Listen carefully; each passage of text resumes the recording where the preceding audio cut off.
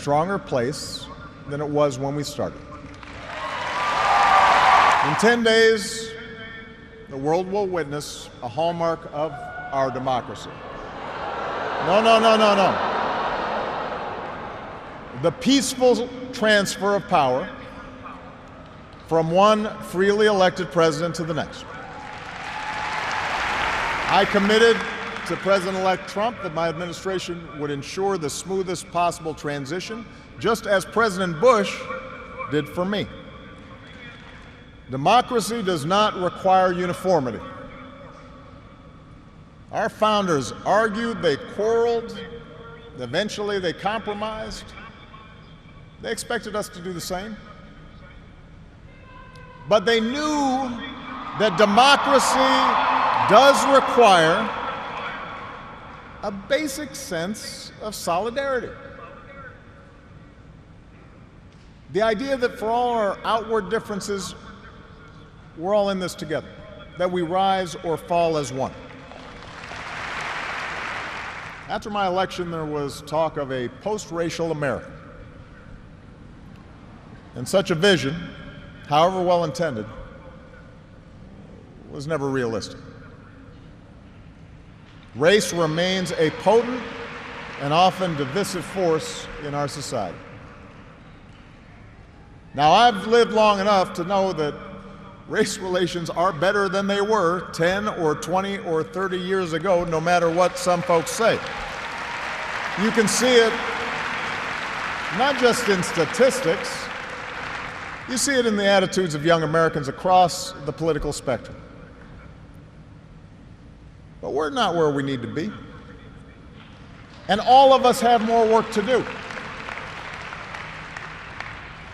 If we're unwilling to invest in the children of immigrants just because they don't look like us, we will diminish the prospects of our own children, because those brown kids will represent a larger and larger share of America's workforce.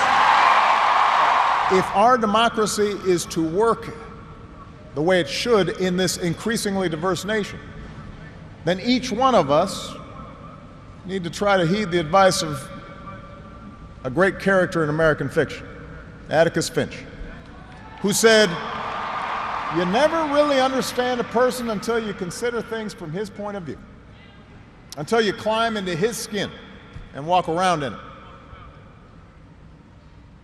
For blacks and other minority groups, that means tying our own very real struggles for justice to the challenges that a lot of people in this country face. Not only the refugee or the immigrant or the rural poor or the transgender American, but also the middle-aged white guy who, from the outside, may seem like he's got advantages, but has seen his world upended by economic and cultural and technological change. We have to pay attention and listen. For too many of us, it's become safer to retreat into our own bubbles, whether in our neighborhoods or on college campuses or places of worship, or especially our social media feeds. Surrounded by people who look like us and share the same political outlook and never challenge our assumptions. And increasingly, we become so secure in our bubbles that we start accepting only information, whether it's true or not, that fits our opinions, instead of basing our opinions on the evidence that is out there. Because of the extraordinary courage of our men and women in uniform, because of our intelligence officers and law enforcement and diplomats who support our troops,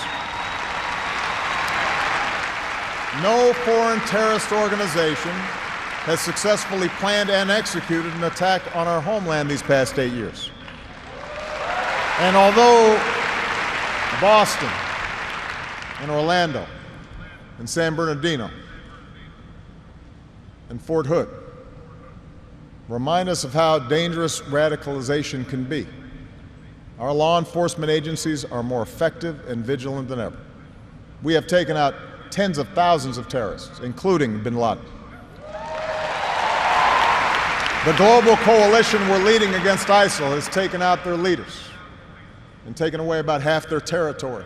ISIL will be destroyed, and no one who threatens America will ever be safe. And to all who serve or have served, it has been the honor of my lifetime to be your commander-in-chief. And we all owe you a deep debt of gratitude. But protecting our way of life, that's not just the job of our military. Democracy can buckle when it gives in to fear. So just as we, as citizens, must remain vigilant against external aggression, we must guard against a weakening of the values that make us who we are. And that's why for the past 8 years, I've worked to put the fight against terrorism on a firmer legal footing. That's why we've ended torture, worked to close Gitmo, reformed our laws governing surveillance to protect privacy and civil liberties. That's why I reject discrimination against Muslim Americans, who are just as patriotic as we are.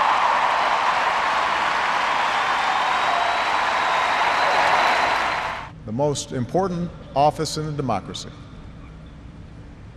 citizen. Citizen.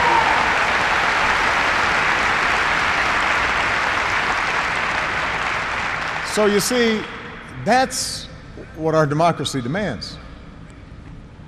It needs you. Not just when there's an election, not just when your own narrow interest is at stake, but over the full span of a lifetime.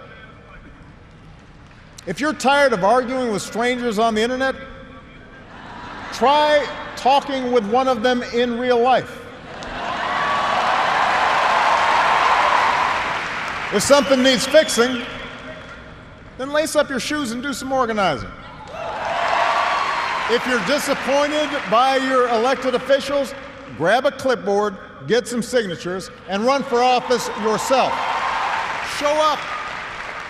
Dive in. Stay at it. Sometimes you'll win. Sometimes you'll lose. Maybe you still can't believe we pulled this whole thing off. Let me tell you, you're not the only ones. Michelle,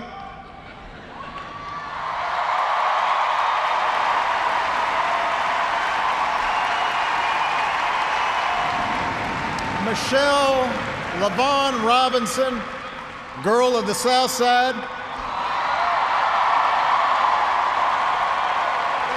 For the past 25 years, you have not only been my wife and mother of my children, you have been my best friend.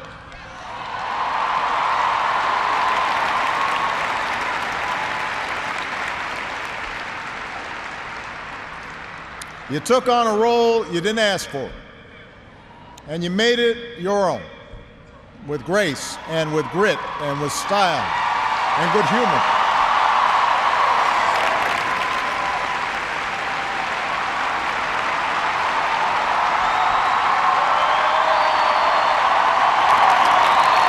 You made the White House a place that belongs to everybody. And a new generation sets its sights higher because it has you as a role model. So you have made me proud, and you have made the country proud.